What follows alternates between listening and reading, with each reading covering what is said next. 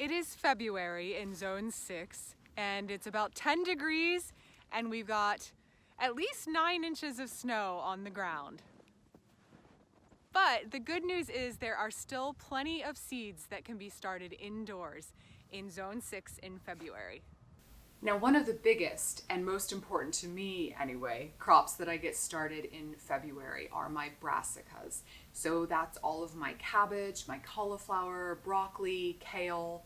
I do wait a little bit longer to start my Brussels sprouts, but most of the other brassicas I get started about mid-February in Zone 6.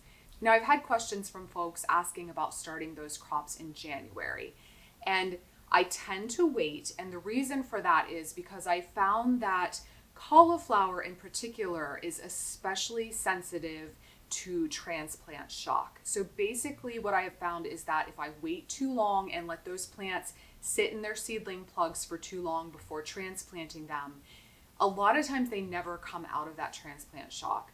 So I have found that this mid-February timing works to get me a nice compact sized seedling, which when transplanted really jumps into growth in the garden.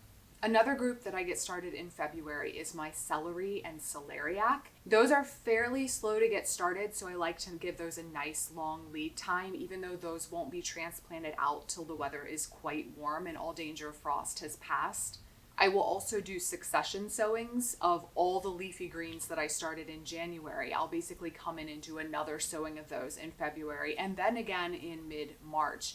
And that's the things like lettuce and spinach and chard, mizuna, mustard, collards, all of those really cold hardy greens. In February, I will also start asparagus from seed, and this year I am growing a potato variety called Clancy, which is a potato which grows true to type from seed.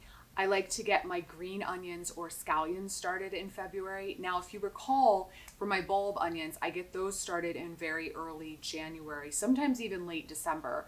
But with the onions that I use as green onions or scallions, those aren't such a long maturity, so those I can start a little later. And I'll do the same thing with those where I'll start another succession in mid-March as well, so I kind of have a continual harvest. And then there are all kinds of herbs and flowers that can be started this month in Zone 6 as well. So those are going to be things like parsley, oregano, thyme, marjoram, chives, cilantro, and then annual bedding plants like petunias and impatiens.